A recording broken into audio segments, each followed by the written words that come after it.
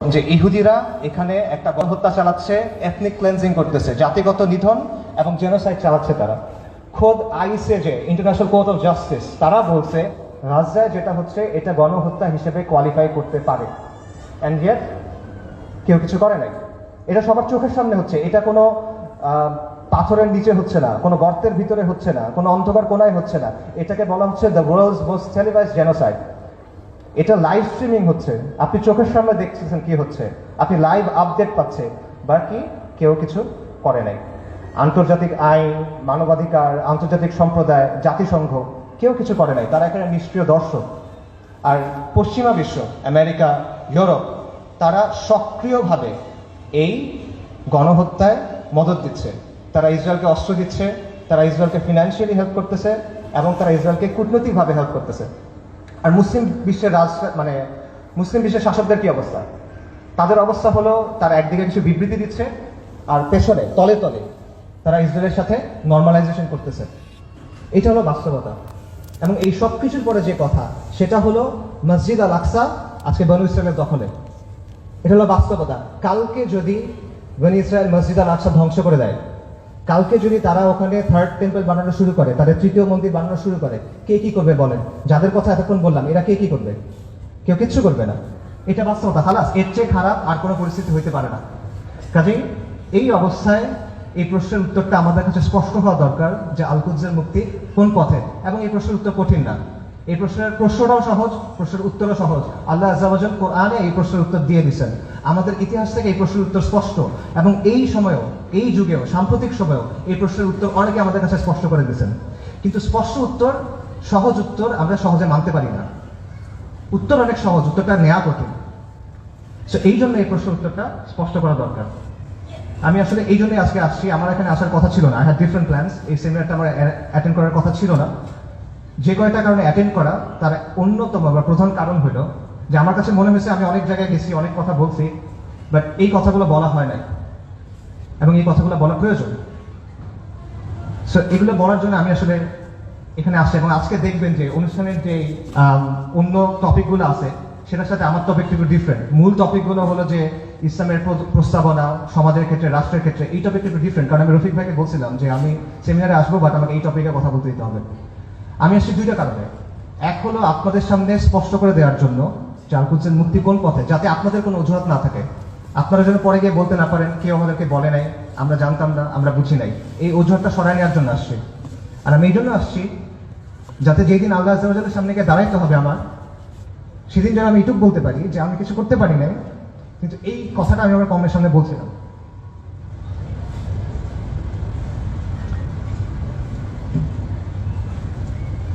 আল কুদসের মুক্তি কোন পথে, এই আলোচনাটা ঢুকার আগে কয়েকটা বিষয় একটু ক্লিয়ার করা দরকার। একটা বিষয় হলো যে শত্রুর নির্মমতা বা শত্রুর নিষ্ঠুরতা, এটা আসলে এখানে মূল সমস্যা না। কারণ এর চেয়েও নির্মম, এর চেয়েও নিষ্ঠুর ঘটনা আমাদের ইতিহাসে ঘটছে, এই উম্মার সাথেই ঘটছে। প্রথম ক্রুসেডের কথা চিন্তা করেন, যখন খ্রিস্টানরা, ক্রুসেডাররা জেরুজালেম দখল করে নিল 1099 সালের জুনের 15 তারিখ, আজকে থেকে 925 বছর আগের কথা। খ্রিস্টান ইতিহাসবিদরা লিখছে যে তারা এমনভাবে ম্যাসাকার করছে যে রাস্তায় কিছু কিছু জায়গায় পায়ের গোলারি পর্যন্ত মানুষের রক্ত ছিল, আর কিছু কিছু জায়গায় রক্ত ছিল হাঁটু পর্যন্ত, মুসলিমদের রক্ত। এবং তারা জেরুজালেম পর্যন্ত যাওয়ার সময় যতগুলো শহর পার হয়েছে, প্রত্যেকটা শহরে ম্যাসাকার করছে, রেপ করছে, লুট করছে, আর্সন করছে, আগুন লাগাই দিয়েছে। এবং এখানে শেষ না, তারা ক্যানিবালিজম করছে। ক্যানিবালিজম বুঝেন? মানুষের মাংস খাওয়া। এটা ঐতিহাসিকভাবে প্রমাণিত। সিরিয়ার উত্তর পশ্চিমে একটা শহর আছে আল মারাতুন নুমান। এই শহরে 1098 সালে খ্রিস্টান হিস্টোরিয়ানদের লেখার মধ্যে আসে যে তারা মুসলিমদের লাশ সিদ্ধ করে খাইছে, বড়দের লাশ, প্রাপ্তবয়স্কদের লাশ, এবং শিশুদের লাশ স্পিড রোস্ট করছে। স্পিড রোস্ট মানে বোঝেন? একটা বড় লোহার শিক থাকে, সেই শিকের মধ্যে একটা জন্তুকে একর ওপর করা হয়, মনে করেন একটা কবুতর বা একটা মুরগি। তারপর এটা আগুনের উপর ঝুলানো হয় শিকটা, তারপর এটা ঘুরানো হয়, তখন আগুনটা ঝলসায় মাংসটা রান্না হয়। আপনারা অনেক সময় দেখবেন যে গ্রিল চিকেন এভাবে রান্না করে। এইভাবে মুসলিমদের শিশুদের রান্না করে খাইছে। আমি বানায় বলতেছি না, ক্যানিবলস অ্যান্ড ক্রুসেডার্স একাডেমিক পেপার আছে, খুঁজে দেখেন, সেখানে প্রাইমারি সোর্স দেওয়া আছে, 12টা খ্রিস্টান সোর্স থেকে এটা প্রমাণিত। এই ঘটনা আমাদের সাথে ঘটছে। তাতারদের কথা চিন্তা করেন, বলা হয় যে মঙ্গলরা যখন বাগদাদ আক্রমণ করছিল 40 দিন পর্যন্ত মুসলিমদের হত্যা করছে। দজলা নদীর পানি লাল আর কালো হয়ে গেছে। লাল হলো মুসলিমদের রক্তে, কালো হলো সবকিছু পুরাই দিছে, ছাই গিয়ে নদীর পানিতে মিশছে, পানি কালো হয়ে গেছে।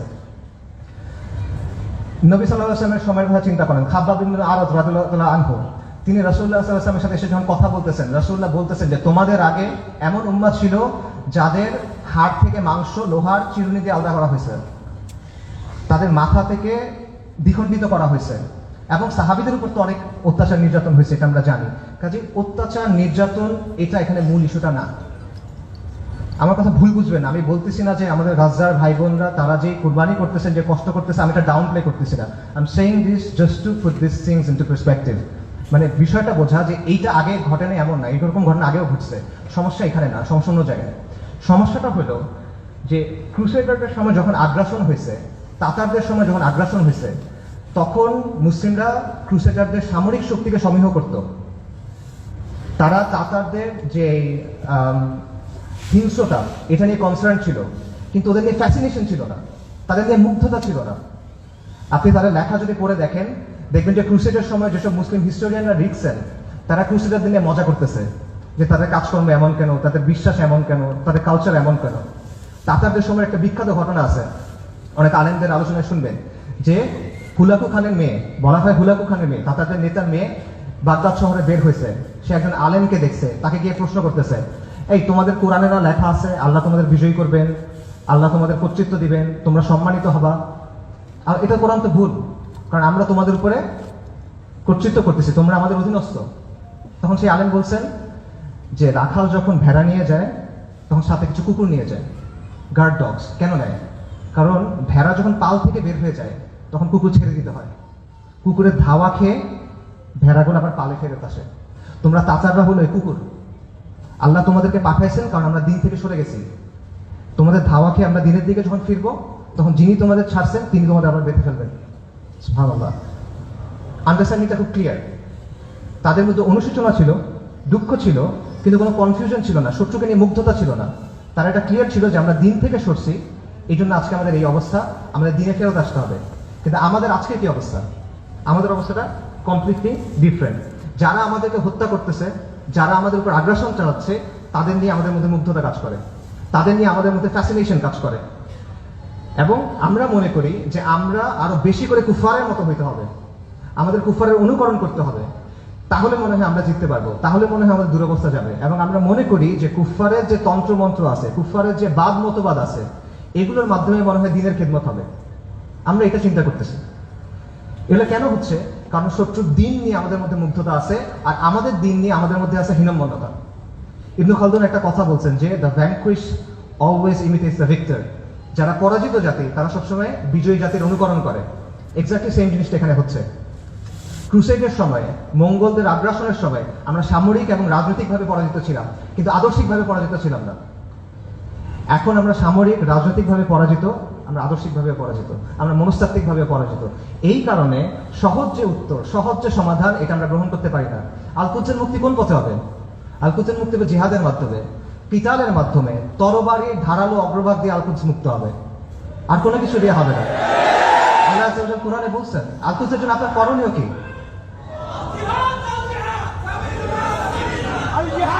আল্লাহ বলছেন কোরআনে আল কুদসের জন্য আপনার করণীয় কি? সূরা নিসার আয়াতটা আমি পড়ছি, ওয়া মা লাকুম লা তুকাতিলুনা ফি সাবিলিল্লাহ। তোমার কি হয়েছে? তোমাদের কি হলো? তোমরা কেন আল্লাহর রাস্তায় কিতাল করতেছো না?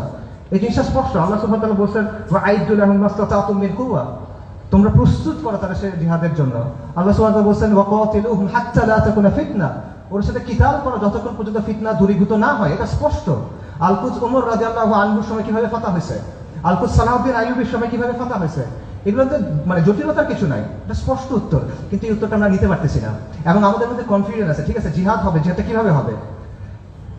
আপনি ফিলিস্তিনে গিয়ে জিহাদ শুরু করবেন নাকি? ওমর রাদিয়াল্লাহু আনহুর সময় কি ফিলিস্তিনে জিহাদ শুরু হয়েছিল, নাকি ফিলিস্তিনে গিয়ে জিহাদ শেষ হয়েছিল? সালাউদ্দিন আল আইয়ুবীর সময় জিহাদ কি ফিলিস্তিনের দরজায় শুরু হয়েছিল, না জিহাদ ফিলিস্তিনের ভেতরে গিয়ে শেষ হয়েছিল?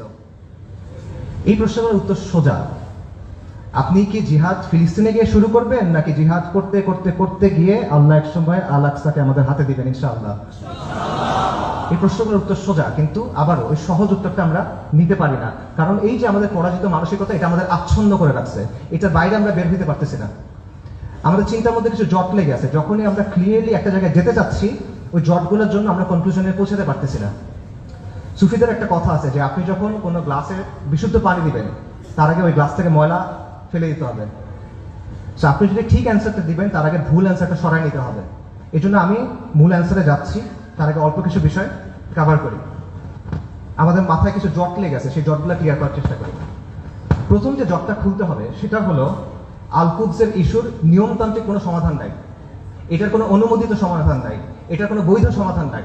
বর্তমান বিশ্ব ব্যবস্থার অধীনে যতগুলো নিয়মতান্ত্রিক পথ আছে, যতগুলো বৈধ পথ আছে, যতগুলো অনুমোদিত পথ আছে, এগুলো কোনোটা দিয়ে ফিলিস্তিন মুক্ত হবে না। আর যেই পথে ফিলিস্তিন মুক্ত হবে, আল কুদস মুক্ত হবে, এটা কোনোদিনও এই বিশ্ব ব্যবস্থায় বৈধ পথ হবে না। এটা কখনো তারা মেনে নিবে না। এটা সবসময় তাদের চোখে অপরাধ থাকবে, এটা সবসময় তাদের চোখে অবৈধ থাকবে, এবং এটা সবসময় তাদের চোখে সন্ত্রাস হিসেবে গণ্য হবে। এটা হলো রিয়ালিটি। এটা চিন্তা করেন যে যে জাতিসংঘ আর যে আন্তর্জাতিক আইনের মাধ্যমে ইসরায়েলের প্রতিষ্ঠা হলো, সেই জাতিসংঘ আর সেই আন্তর্জাতিক আইন দিয়ে আপনি কিভাবে আল কুদস মুক্ত করবেন? ইসরায়েল রাষ্ট্র প্রতিষ্ঠিত হয়েছে কিভাবে? জায়নিস্ট আন্দোলনের মাধ্যমে, ব্রিটিশদের সাহায্যে, আমেরিকার সাহায্যে, আন্তর্জাতিক আইন আর জাতিসংঘের ফ্রেমওয়ার্কের মধ্যে। এই বিশ্ব ব্যবস্থা এটা ইসরায়েলকে জন্ম দিছে, এবং এই বিশ্ব ব্যবস্থা ইসরায়েলকে টিকায় রাখছে। তাহলে এই বিশ্ব ব্যবস্থার অধীনে যতগুলো সম্ভাব্য সমাধান আছে, কোনোটা দিয়ে আপনি ইসরায়েলকে সরাতে পারবেন না। সম্ভাব্য সমাধান কি বলেন? One state solution, two state solution. একটা রাষ্ট্র হবে, ইহুদি রাষ্ট্র, সেখানে সবাই থাকবে, অথবা একটা ইহুদি রাষ্ট্র, একটা ফিলিস্তিনি রাষ্ট্র। এই তো সলিউশন। দুই ক্ষেত্রে তো ইসরায়েল থাকতেছে, খালি সীমানার হেরফের হচ্ছে। কাজে এইভাবে আপনি যদি পুরো আল কুদসকে মুক্ত করতে চান, আপনি বিশ্ব ব্যবস্থার অধীনে নিয়মতান্ত্রিক কোনো বৈধ পথ নাই, এটা স্পষ্টভাবে বুঝতে হবে। তথাকথিত আন্তর্জাতিক আইন, মানবাধিকার, এসব মেনে আপনি আল কুদসকে মুক্ত করতে পারবেন না। এগুলো হলো আপনার জন্য বাধ্যতামূলক, ওদের জন্য অপশনাল। ইসরায়েল কতগুলো মানবাধিকার ভঙ্গ করছে, ইসরায়েল কতগুলো আন্তর্জাতিক আইন ভঙ্গ করছে, আমেরিকা ইরাক আর সিরিয়াতে কি করছে, ফ্রান্স এখন আফ্রিকাতে কি করতেছে, ইভেন জাতিসংঘের যে শান্তিরক্ষা বাহিনী এর আগে সুদান, হাইটি, লাইবেরিয়া, কঙ্গো, এসব জায়গায় সাধারণ মানুষকে রেপ করতেছে। এগুলো মানবাধিকার লঙ্ঘন না? আন্তর্জাতিক আইনের ভঙ্গ হয় না এখানে? কার কি হয়েছে? কিছু হয় নাই। এটা ওরা বানাবে, আপনি মানবেন, এটা ওরা মানার জন্য না।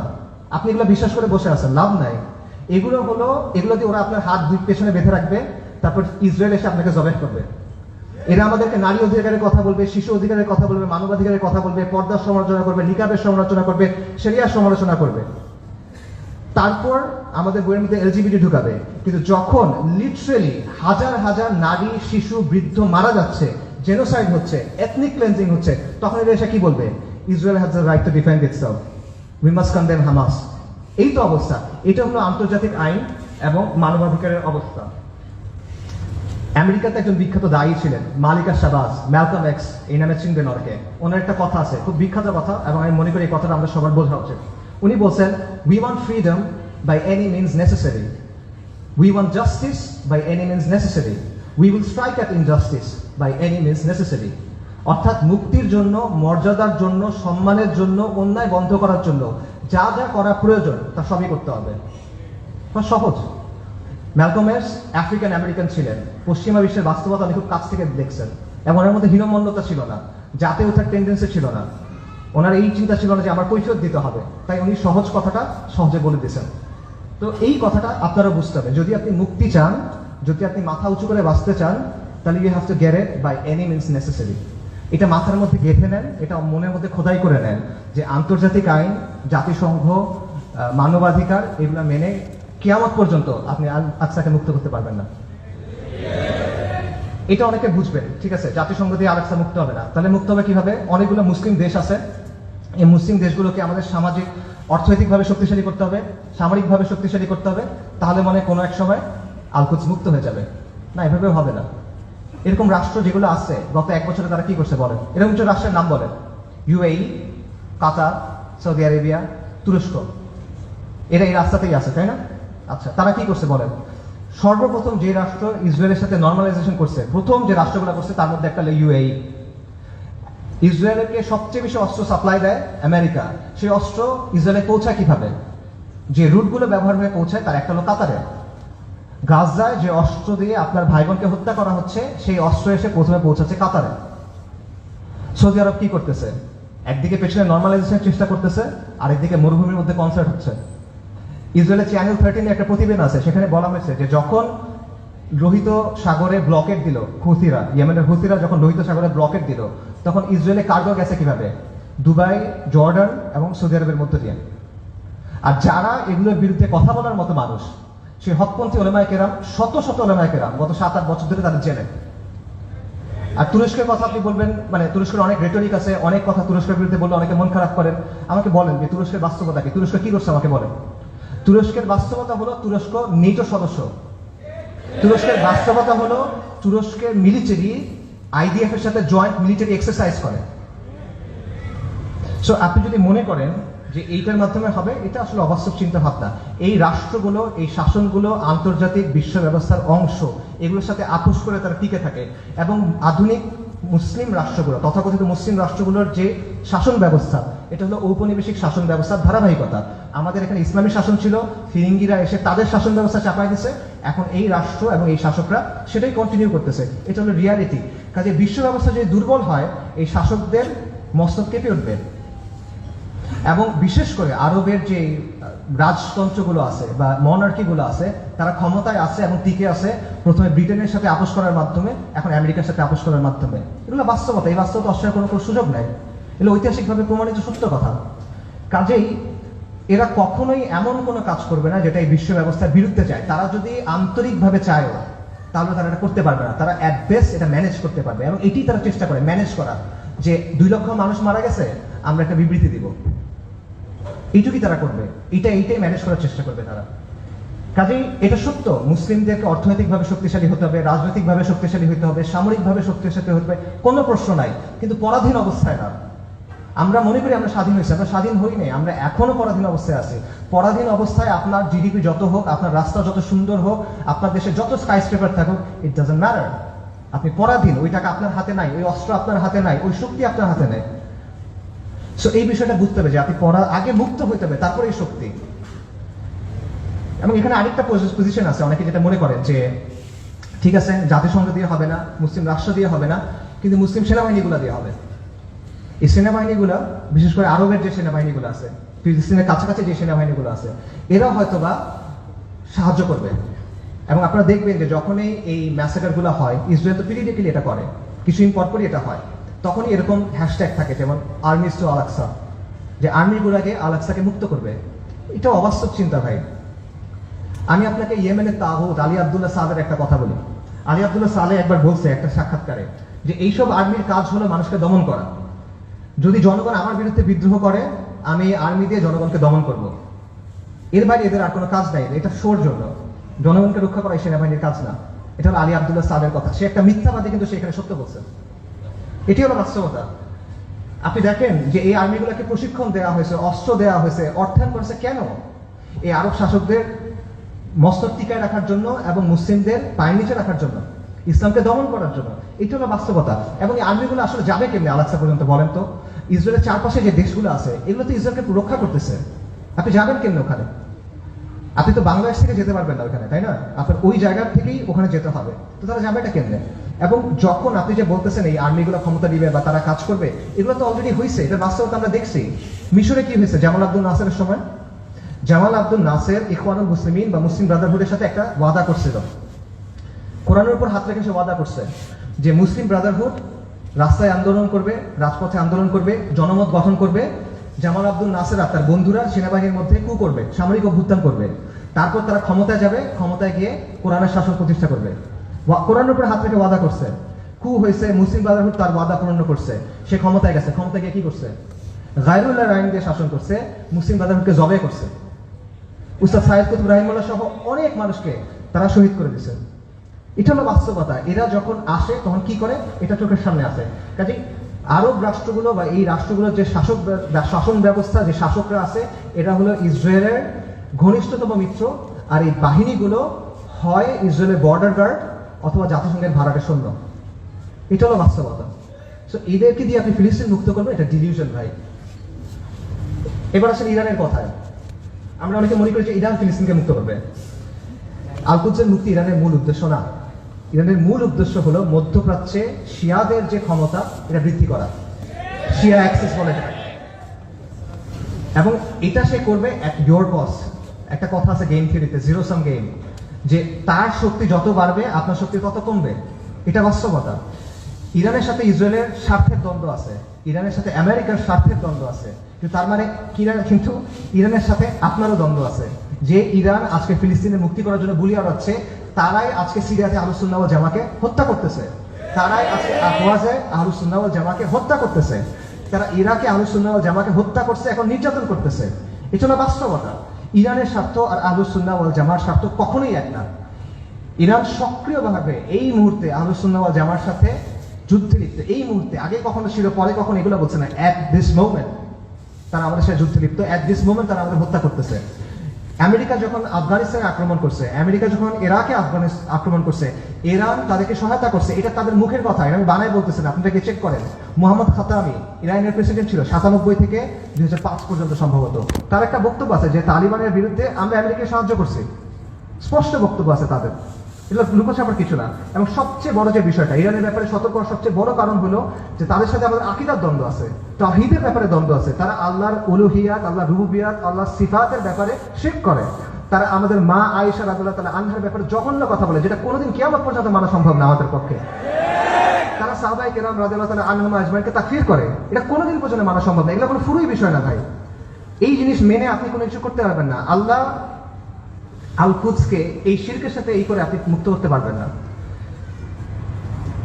ইরানকে আপনার দেখতে হবে ক্রুসেডের সময়ে উবাইদি সাম্রাজ্যের মতো করে। ক্রুসেডের সময় একটা সাম্রাজ্য ছিল, উবাইদি সাম্রাজ্য। এটাকে আপনারা অনেকে ফাতেমি খিলাফত নামে ছিলেন। এরা আকীদাতে ছিল ইসমাইলি শিয়া, মানে ইমামি শিয়াদের চেয়েও খারাপ, বাতেলিয়ারা ইসমাইলি শিয়া। তারাও জেরুজালেমকে মুক্ত করার কথা বলতো, তারাও ঐক্যের কথা বলতো, কিন্তু ইতিহাস খুলে দেখেন তাদের ভূমিকা কি ছিল, আহলুস সুন্নাহর সাথে তাদের ভূমিকাটা কি ছিল, এটা ইতিহাস খুলে দেখেন। এবং এটা শুধু তখন না, এখনো এবং এর আগেও ছিল এরকমই। কাজেই ইরানকে আপনার উবাইদিদের একটা আধুনিক সংস্করণ হিসেবে দেখতে হবে। তবে credit where credit is due, ইরানের কিছু অর্জন আছে যেটা আমাদের নাই, এটা আপনার স্বীকার করতে হবে। শিয়া স্বার্থের জন্য গত 4 দশকে ইরান যেটা করতে পারছে, কোনো সুন্নি শক্তি সেটা এখনো করতে পারে নাই, এটা বাস্তবতা। শিয়াদের আছে একটা রাষ্ট্র আছে, তাদের একটা জিওপলিটিক্যাল প্রজেক্ট আছে। মধ্যপ্রাচ্যে আহলুস সুন্নাহর এরকম কোনো কিছু এখনো নাই। বৈশ্বিকভাবে ফিলিস্তিন ইস্যু ব্যবহার করে ইরান প্রতিরোধের একটা রেটরিক তৈরি করছে, এক ধরনের সফট পাওয়ার তৈরি করছে। এটা আমরা তৈরি করতে পারি না, এগুলো বাস্তবতা। এই ক্রেডিট তাকে আপনি দেন, এই অর্জন স্বীকার করেন, কোনো সমস্যা নাই। কিন্তু এই রেটরিকে মজে গিয়ে আপনি মনে করেন না যে তারা হলো উম্মার অগ্রসেনারী, আপনি মনে করেন না যে সে এসে আপনার সহযোগী হবে। এটা যদি আমরা মনে করি তাহলে এটা ভুল হবে, এবং এই ভুলের মাসুল আমাদের দিতে হবে। আরেকটা বিষয় মাথায় রাখেন, সেটা হলো আল কুদস পবিত্র, এটা ইসলাম ছাড়া কোনো কিছু দিয়ে মুক্ত হবে না। বাংলাদেশে একটা দল আছে জাসদ, জাতীয় সমাজতান্ত্রিক দল। 80-র দশকে এই দলের অনেক মানুষ ফিলিস্তিনে গেছিল লড়াই করতে, আপনি জানেন কিনা আমি জানি না। মেজর জলিলের নাম শুনছেন, উনি জাসদের সাথে ছিল, ওনার মাধ্যমে অনেকে তখন সেখানে গিয়ে লড়াই করছিল। এই যে ইয়াসির আরাফাতের যে দল ছিল পিএলও, এটার সাথে তারা ওখানে গিয়ে লড়াই করছিল, এগুলো ডকুমেন্টেড। তো এই জাসদ বা এই পিএলওর হাতে আল্লাহ কখনো আল কুদসের মুক্তি দিবেন না। মুলহিদ কমিউনিস্ট সেকুলারিস্ট ন্যাশনালিস্টের হাতে আল্লাহ আল কুদসকে দিবেন না। আল কুদস মানে কি? আল কুদস মানে পবিত্র, পবিত্র জিনিস মানে আল্লাহ অপবিত্রদের হাতে দিবেন না, অসম্ভব। যেই বিজয় আল্লাহ প্রথমে দিচ্ছেন আল ফারুকের কাছে রাদিয়াল্লাহু আনহু, যেই বিজয় আল্লাহ দিচ্ছেন সালাহউদ্দিনের কাছে, এটা আল্লাহ কোনো কমিউনিস্টকে দিবেন না, এটা আল্লাহ কোনো জাতীয়তাবাদীকে দিবেন না। এটা যদি মুক্ত হয়, এটা ইসলামের নামে মুক্ত হবে। যতদিন পর্যন্ত ইসলামের নাম না আসবে, এটা যদি আপনি বাহ্যিকভাবে মনে হয় মুক্ত হয়েছে, তাও এটা আসলে মুক্ত হবে না। এবং এখানে এটাও বুঝেন যে ফিলিস্তিনের মানুষরা নিজে নিজে আল কুদসকে মুক্ত করতে পারবে না। ঠিক আছে, আমরা সবাই ফিলিস্তিনের জিহাদ সমর্থন করি, সবাই সমর্থন করে, এটা কমিউনিস্টরাও সমর্থন করে, কিন্তু ফিলিস্তিনের মানুষ নিজেরা, গাজার মানুষ খালি গাজাতে লড়াই করতেছে, আল কুদস মুক্ত হবে না। পশ্চিম তীরের মানুষ পশ্চিম তীরে লড়াই করতেছে, ফিলিস্তিন মুক্ত হবে না, এটা সম্ভব না। উমর রাদিয়াল্লাহু আনহুর সময় আবারও চিন্তা করেন, ইতিহাসের কথা চিন্তা করেন, ফিলিস্তিন কি ভেতর থেকে মুক্ত হয়েছিল না বাইরে থেকে গিয়ে মুক্ত করা হয়েছিল? সালাহউদ্দিন আল আইয়ুবের সময় চিন্তা করেন, ফিলিস্তিন ভেতর থেকে মুক্ত হয়েছিল না বাইরে থেকে গিয়ে মুক্ত করা হয়েছিল? বাইরে থেকে মুক্ত করতে হবে। এক্স্যাক্টলি এখন আপনার তাই করতে হবে, বাইরে থেকে যোদ্ধা বাহিনী গিয়ে ফিলিস্তিনকে মুক্ত করে আনতে হবে। কিন্তু এখানে সমস্যাটা হলো যে বাইরে থেকে যে যারা যাবে, তারা যাবেটা কিভাবে? ইসরায়েল একটা 4-5 লেয়ারের সিকিউরিটি কমপ্লেক্সের ভেতরে বসে আছে। সহজ করে বলি, ইসরায়েল যেতে হলে আপনার 4টা বা 5টা পাহাড় টপকাইতে হবে। এভাবে চিন্তা করেন, মনে করেন আফ্রিকার কোনো অঞ্চলে আপনি টাইম মেশিনে করে সালাউদ্দিন আল আইয়ুবী এবং নুরুদ্দিন জিঙ্গি রাহিমাহুমুল্লাহ তাদেরকে নিয়ে আসলেন, তাদের বাহিনীকে নিয়ে আসলেন, তাদেরকে অত্যাধুনিক অস্ত্র দিলেন এবং তাদের একটা মিশন দিলেন, তোমাদের কাজ হলো আবার জেরুজালেম মুক্ত করো, আগে একবার করছিলে আবার করো। তারা যদি এই কাজটা করতে চায় তাদেরকে কে বাধা দিবে চিন্তা করেন। প্রথমে ওইখানকার তথাকথিত মুসলিম শাসক বাধা দিবে, তাদের বাহিনী বাধা দিবে, সেই শাসকদের কিছু অনুগত নামধারী আলেম থাকবে, তারা বাধা দিবে, তারা বলবে এরা খারেজি, তারা বলবে এরা তাকফিরি, তারা বলবে এরা উগ্র, তারা বলবে এরা বাঘি। এগুলো বলে অনেকে মাইন্ড করেন, এগুলো বাস্তবতা। আপনারা ভিডিও দেখেন, মিশরের এক বিখ্যাত মুফতি, নাম বললে সবাই চিনবে, এই বিখ্যাত মুফতি বলছে যে অক্টোবর 7 তারিখ যে আক্রমণ করা হয়েছে এটা খারিজিদের মতো আক্রমণ হয়েছে, এবং এটা যাদের সামনে বলছে সেই তরুণরা তাকে ভয়ঙ্কর অ্যাগ্রেসিভ একটা স্লোগান দিচ্ছে, তখন গালি দিচ্ছে বেসিক্যালি, আমি বলতে চাচ্ছি না, আপনাকে ইউটিউবে খুঁজে দেখেন, এগুলো বাস্তবতা। প্রথমে ওই শাসকরা এবং তার বাহিনীরা তাদেরকে বাধা দিবে, তারপর তাদের অনুগত নামধারী আলেমরা, হকপন্থী আলেম অবশ্যই না, নামধারী আলেমরা বাধা দিবে। তারপর কি হবে? তারপর আন্তর্জাতিক বিশ্ব আসবে, এসে স্যাংশন দেওয়ার চেষ্টা করবে, নিন্দা প্রস্তাব জানাবে। তারপর যদি কোনোভাবে তারা আগাইতে পারে, তাদেরকে মোকাবেলা করতে হবে কাদের সাথে? ইসরায়েলকে ঘিরে রাখা আরব দেশগুলা এবং সেগুলোর শাসক এবং সেগুলোর সেনাবাহিনীর সাথে। এগুলো যদি আপনি ক্রস করেন, তখন আপনার লড়াই করতে হবে আমেরিকার সাথে, তারপর আপনি ইসরায়েলের সাথে ফাইট করতে পারবেন, তার আগে না। এটা হলো বাস্তবতা। আজকে যদি কোনো সুন্নি রাজনৈতিক শক্তি তৈরি হয়, মনে করেন উত্তর পূর্ব আফ্রিকাতে কোনো সুন্নি দল ইসলামী ইমারত কায়েম করলো, তারা এখন আল কুদস পর্যন্ত যাইতে চায়, তাদেরকে এই 4-5টা পাহাড় টপকায় ওখানে যেতে হবে। কাজেই আল কুদসের মুক্তির যে ইস্যু, এটা কোনো নির্দিষ্ট অঞ্চলের ইস্যু না, এটা কোনো লোকাল ইস্যু না, এটা একটা গ্লোবাল ইস্যু। এটা সম্পর্ক পুরো বিশ্ব ব্যবস্থার সাথে। এবং আপনি চিন্তা করে দেখেন যে ইসরায়েল রাষ্ট্র অস্তিত্ব আসলো কিভাবে। 1947 সালে যখন দ্বিতীয় বিশ্বযুদ্ধ শেষ হইল, যখন মিত্রবাহিনী যুদ্ধে জিতলো, যখন আমেরিকার নেতৃত্বে নতুন বিশ্ব ব্যবস্থা তৈরি হলো, তখন ইসরায়েল রাষ্ট্রের জন্ম হয়েছে। কাজেই যেই আল কুদস দখল হওয়ার সাথে ইসরায়েল রাষ্ট্র প্রতিষ্ঠিত হওয়ার সাথে সম্পর্ক এই বিশ্ব ব্যবস্থার। কাজে আপনি যদি আল কুদসকে মুক্ত করতে চান, আপনি যদি ইসরায়েলের মোকাবেলা করতে চান, এই বিশ্ব ব্যবস্থাকে আপনাকে পরাজিত করতে হবে। এর সহজ কোনো উপায় নেই আসলে। আর যখন আপনি বিশ্ব ব্যবস্থাকে চেঞ্জ করতে যাবেন, ওটা কিরকম হবে? এটাকে একটা নিট অ্যান্ড ক্লিন প্রক্রিয়া হবে? সহজ প্রক্রিয়া হবে না, একটা রক্তাক্ত প্রক্রিয়া হবে, ব্রুটাল প্রক্রিয়া হবে। পরিবর্তন যত বেশি হয়, সেটা তত বেশি প্রক্রিয়াটা, পদ্ধতিটা তত বেশি রুক্ষ হয়, তত বেশি কঠিন হয়। এটা হলো বাস্তবতা। পৃথিবীর ইতিহাসে কোনো পলিটিক্যাল সিস্টেমের পরিবর্তন শান্তিপূর্ণভাবে হয় না। পলিটিক্যাল সিস্টেম, আপনি একটা ওয়ার্ল্ড সিস্টেমের কথা বলতেছেন, ওয়ার্ল্ড অর্ডারের কথা বলতেছেন, এটা শান্তিপূর্ণভাবে হবে না। কিন্তু আমরা এভাবেই চিন্তা করি। আমি চিন্তা করি আমার চাকরি ঠিক থাকবে, আমার ক্যারিয়ার ঠিক থাকবে, আমার স্ট্যান্ডার্ড অফ লিভিং ঠিক থাকবে, সবকিছু ঠিক থাকবে, জিডিপি ঠিক থাকবে, আমার দেশের ইনকাম পার ক্যাপিটা ঠিক থাকবে, মাঝখান দিয়ে আল কুদস মুক্ত হয়ে যাবে। এভাবে হবে না। আমাদের সবাইকে কুরবানি করতে হবে। এটা সস্তা কিছু না ভাই। এটা আপনি সেকুলার ইতিহাস দেখেন, ওয়াহির আলোকে দেখেন, আকলের দিক দিয়ে দেখেন, বাস্তবতার আলোকে দেখেন, আপনি এভাবে মুক্ত করতে পারবেন না। এই পুরো বিশ্ব ব্যবস্থার পরিবর্তনের সাথে এটা জড়িত। আমি সামারি করি, আমি অনেকগুলো না না না না বললাম, সেই নাগুলো সামারি করি। বর্তমান বিশ্ব ব্যবস্থার অনুমোদিত কোনো পথে আল কুদস মুক্ত হবে না। জাতিসংঘ, আন্তর্জাতিক আইন, মানবাধিকার, এগুলো দিয়ে আল কুদস মুক্ত হবে না। মুসলিম বিশ্বের শাসক এবং তাদের অধীনস্থ যে সেনাবাহিনী, এদেরকে দিয়ে আল কুদস মুক্ত হবে না। ইরানের যে অক্ষ, এটার মাধ্যমে আল কুদস মুক্ত হবে না।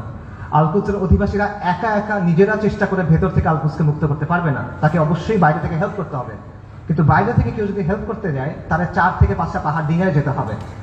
কাজেই ফিলিস্তিনের মুক্তির বিষয়টা এই বিশ্ব ব্যবস্থার পরিবর্তন করা বা বিশ্ব ব্যবস্থাকে দুর্বল করার সাথে সম্পর্কিত।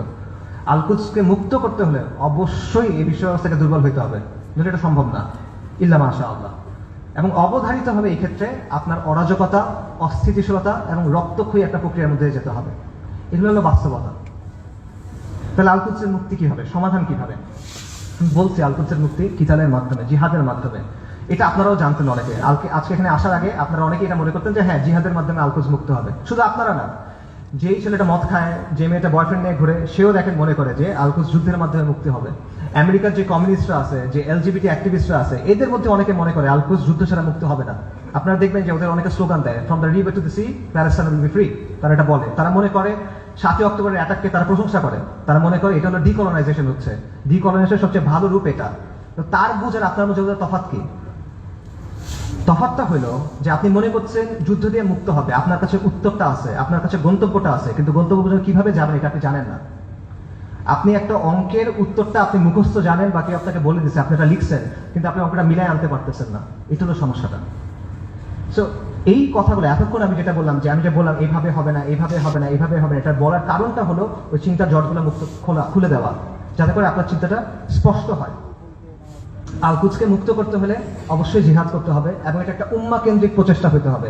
এটা কোনো নির্দিষ্ট এক জায়গায় করে আপনি করতে পারবেন না। জিহাদটা শুরু ফিলিস্তিনে হবে না, এটা শেষটা ফিলিস্তিনে গিয়ে হবে। ইতিহাসে এভাবেই বারবার হয়েছে। ওমর ইবনুল খাত্তাবের সময় কি হয়েছিল চিন্তা করেন, সালাউদ্দিন আল আইয়ুবের সময় কি হয়েছিল চিন্তা করেন। শুরুটা কখনোই ফিলিস্তিনে হয় নাই, শেষটা ফিলিস্তিনে গিয়ে হয়েছে। এবং এই জন্য প্রথমে মুসলিম মেজরিটি দেশগুলো আছে সেগুলোকে আপনার স্বাধীন করতে হবে। সেকুলার সিস্টেম থেকে বের হয়ে সেখানে ইসলামী শরিয়া আনতে হবে। We must replace this tyrannical puppets with man of god. মুত্তাকিদের দিয়ে ওই জায়গায় ইসলামী শরিয়া আনতে হবে, তা না হলে আপনি মুক্ত করতে পারবেন না। এটা হলো বাস্তবতা। এবং এই পরিবর্তনটা এটা একটা বৈপ্লবিক পরিবর্তন। এটা ব্যালট বক্স দিয়ে আসবে না, এটা কোনোদিনও ব্যালট বক্সে দিয়ে আসবে না। অনেক চেষ্টা করা হয়েছে, আসবে না। সেটা আফগানিস্তানে যেভাবে আসবে সব জায়গায় এভাবে আসবে এটা জরুরি না। স্থান, কাল, পাত্র, প্রেক্ষাপট ভেদে পরিবর্তন আসতে পারে, কিন্তু পরিবর্তনটা বৈপ্লবিক হইতে হবে। এটা আপোষের কোনো পরিবর্তন হলে হবে না। এবং মূল বিষয়টা সিম্পল, কিছু ভূখণ্ডের উপর আহলুস সুন্নাহ ওয়াল জামাত তামকিন লাগবে, শাসন কর্তৃত্ব লাগবে। তারপর সেই ভূখণ্ডগুলোকে ঘাঁটি হিসেবে ব্যবহার করে আপনাকে সামরিক শক্তি তৈরি করতে হবে। তারপর ধাপে ধাপে জিহাদের মাধ্যমে আল-কুদসকে মুক্ত করতে পারবেন। এটা হলো অ্যান্সার। এবং এই তামকিন অর্জনের কাজটা সব মুসলিম ভূখণ্ডে আপনি একসাথে করতে পারবেন না, কারণ সব মুসলিম ভূখণ্ডের অবস্থা এক না। আপনি চিন্তা করেন, বাংলাদেশে ইসলামী ইমারত হওয়া আর সিরিয়াতে ইসলামী ইমারত হওয়া কখনো একরকম না। বাংলাদেশ আর ইসরায়েলের মধ্যে বা আল-কুদসের মধ্যে 6টা দেশ আছে: Jordan, Iraq, Iran, Afghanistan, Pakistan এবং মোদির ভারত। আনরিয়ালিস্টিক, আপনি ওখান থেকে যেতে পারবেন না। কিন্তু সিরিয়ার সাথে ডিরেক্ট বর্ডার আছে। কাজেই এই বাস্তবতা বুঝতে হবে যে কোন জায়গায় ফোকাস করতে হবে, কোনভাবে কাজ করতে হবে। তবে মূল সমাধান ওই জায়গাতেই, যেটা আমি আবারও বলতেছি, আল-কুদসের নিকটবর্তী মুসলিম ভূখণ্ডে তামকিন অর্জন করতে হবে, শাসন কর্তৃত্ব অর্জন করতে হবে। তারপর সেগুলোকে কেন্দ্র হিসেবে ব্যবহার করে সামরিক শক্তি বৃদ্ধি করতে হবে। তারপর ধাপে ধাপে জিহাদের মাধ্যমে আল-আকসার দরজায় গিয়ে পৌঁছাতে হবে। এটা আপনাদের অনেকের কাছে মনে হতে পারে যে ফ্যান্টাসি, আপনাদের অনেক কাছে মনে হতে পারে এটা অনেক কঠিন একটা সলিউশন, কিন্তু এটাই সবচেয়ে প্র্যাগম্যাটিক সলিউশন। এবং এটার উদাহরণ ইতিহাস থেকে আছে। আমি আবারও বলতেছি, উমর রাদিয়াল্লাহু আনহুর সময় চিন্তা করেন কিভাবে মুসলিমরা আল-আকসা মুক্ত করছিল। প্রথমে মদিনার উপরে শাসন কর্তৃত্ব তামকিন, তারপর জাজিরাতুল আরবের উপরে, তারপর সিরিয়ার কিছু অঞ্চলে, তারপর আল-আকসায়। সালাউদ্দিন আইয়ুবের সময় কিভাবে হয়েছে, সিরিয়ার কিছু অঞ্চলে, তারপর মিশরে, তারপর আল-আকসায়। এভাবেই হয়েছে। এবং আপনি যদি বলেন যে এটা তো ঠিক আছে অনেক আগে হয়েছে, বর্তমান সময়ে এভাবে হবে কিনা, বর্তমান সময়েও হবে। আপনার সামনে উদাহরণ আছে। ইরানের কথা চিন্তা করেন, ইরানের ব্যাপারে আমরা বলছি যে ইরানের মাধ্যমে এটা মুক্তি হবে না, ইরানের স্বার্থ আমাদের স্বার্থ এক না, ইত্যাদি। বাকি গত 1 বছরে কেউ যদি ইসরায়েলের সাথে কিছু লড়াই করে থাকে, 2-1টা গুলিও করে থাকে, এটা কে করছে? ইরানই তো করছে। তো এই যে প্রতিরোধ করার সামর্থ্য, এটা সেটা অর্জন করলো কিভাবে? তার 3টা বা 4টা জায়গাকে ব্যবহার করে এটা করছে। একটা হলো তেহরান মানে ইরান, একটা হলো লেবাননে হিজবুল্লাহ বা হিজবুল শয়তান, একটা হলো ইয়েমেনে হুথিরা, আর একটা হলো ইরাকে তাদের যে মিলিশিয়াগুলো আছে আল বদর ব্রিগেড। এর মাধ্যমে তো তারা এটা করছে। তো এই শক্তিটা তারা তৈরি করছে কিভাবে? নিয়মতান্ত্রিক ভাবে করছে। আমাদের অনেক ভাই একই সাথে নিয়মতান্ত্রিক পদ্ধতির ফ্যান, আবার তারা ইরানেরও ফ্যান। এই জিনিসটা সায়েন্স আমি এখনো বুঝতে পারি নাই। ইরানের এই ক্ষমতাটা তৈরি হয়েছে কিভাবে? 79-এ একটা বিপ্লবের মাধ্যমে খোমেনি ক্ষমতায় আসছে। তারপর 80-র দশকে তারা লেবাননে গিয়ে IRGC, যেটা ইসলামিক রেভলিউশনারি গার্ড কর্পস, ঠিক আছে, ইরানের যেটা, তারা গিয়ে লেবাননের যে শিয়া ফ্যাকশনগুলো ছিল সেগুলোকে একত্রিত করছে, তাদেরকে প্রশিক্ষণ দিছে, তাদেরকে ট্রেনিং দিছে। এইটা পরবর্তী থেকে হিজবুল্লাহতে পরিণত হয়েছে। এবং হিজবুল্লাহ কি কোনো নিয়মতান্ত্রিক দল? এটা একটা ডেজিগনেটেড টেররিস্ট অর্গানাইজেশন। খুঁজে দেখেন ইয়েমেনে হুথিরা কিভাবে তৈরি হয়েছে। হুথিদেরকে গিয়ে অর্থ দিছে, প্রশিক্ষণ দিছে, অস্ত্র দিছে কারা? ইরান।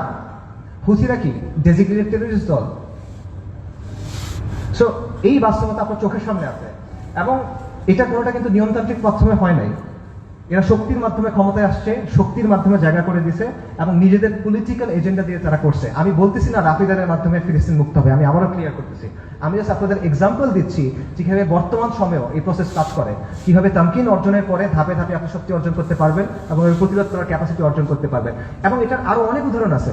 বিশ্ব ব্যবস্থাকে চ্যালেঞ্জ করে কিউবা টিকে নাই, বিশ্ব ব্যবস্থাকে চ্যালেঞ্জ করে নর্থ কোরিয়া টিকে নাই, ল্যাটিন আমেরিকার বিভিন্ন রিজিয়ন বিভিন্ন সময় টিকে ছিল না।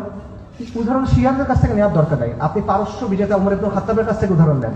আপনি আহলুস সুন্নাহ ওয়াল জামার গর্ব নুরুদ্দিন সিংহি, সালাউদ্দিন আইয়ুবের কাছ থেকে উদাহরণ নেন, সমস্যা নাই তো। তারা সবাই কি করছে দেখেন, যেই কথা আমি বলছি তারা সবাই এটাই করছে। তারা প্রথমে একটা জায়গায় তামকিন অর্জন করছেন, শাসন কর্তৃত্ব অর্জন করছেন, তারপর সামরিক শক্তি বৃদ্ধি করছেন, তারপর ধাপে ধাপে আল-কুদস পর্যন্ত গেছেন জিহাদ করতে করতে। এটার বাইরে আর কোনো প্র্যাগম্যাটিক সলিউশন নাই। এটাই সবচেয়ে বাস্তবসম্মত পদ্ধতি, এটাই সবচেয়ে টাইম টেস্টেড পদ্ধতি, এটা হিস্টোরিক্যালি প্রুভেন পদ্ধতি, এটা শরিয়া সম্মত পদ্ধতি, এটা আকল সম্মত পদ্ধতি। এটা কঠিন পদ্ধতি, এটা রুক্ষ পদ্ধতি, বিপদ সংকট পদ্ধতি, কোনো ডাউট নাই, এটা সহজ পথ না। কিন্তু সহজ পথ নেওয়ার নাম তো ভাই বাস্তববাদী হওয়া না। বাস্তববাদী হলো যেটা করা প্রয়োজন সেটা করা। আপনি একটা গন্তব্যে যাবেন, একটা সহজ পথ, একটা কঠিন পথ। সহজ পথ আপনাকে আরেক জায়গায় নিয়ে যাবে, আপনি ওটা নিলে তো হইল না। সো আমরা কিন্তু বাস্তববাদিতার নামে অতীতে অনেক পদ্ধতি গ্রহণ করছি, এখনো করে যাচ্ছি। এগুলো আমাদের কি দিছে ভাই? কি অর্জন দিছে আমাদের বলেন? জিল্লতি ছাড়া আমাদের কি অর্জন দিছে বলেন? এবং দিন থেকে আমরা সরে গেছি। আরো এক্সাম্পল দেখেন, চীনের কথা মনে করেন। চীন যে গ্লোবাল সুপার পাওয়ার হয়েছে, কিভাবে হয়েছে ভাই? লিবারাল ডেমোক্রেসি মেনে হয়েছে, মানবাধিকার মেনে হয়েছে। একটা ভায়োলেন্ট রেভলিউশনের মাধ্যমে চাইনিজ কমিউনিস্ট পার্টি শাসন কর্তৃত্ব অর্জন করছে, তামকিন অর্জন করছে। তারপর একটা ওয়ান পার্টি স্টেট বানাইছে, ব্রুটালি শক্ত হাতে শাসন করছে, আজকে সে আমেরিকার কন্টেন্ডার হয়েছে। এটা বাস্তবতা ভাই। চীন তারা কি বিশ্বাস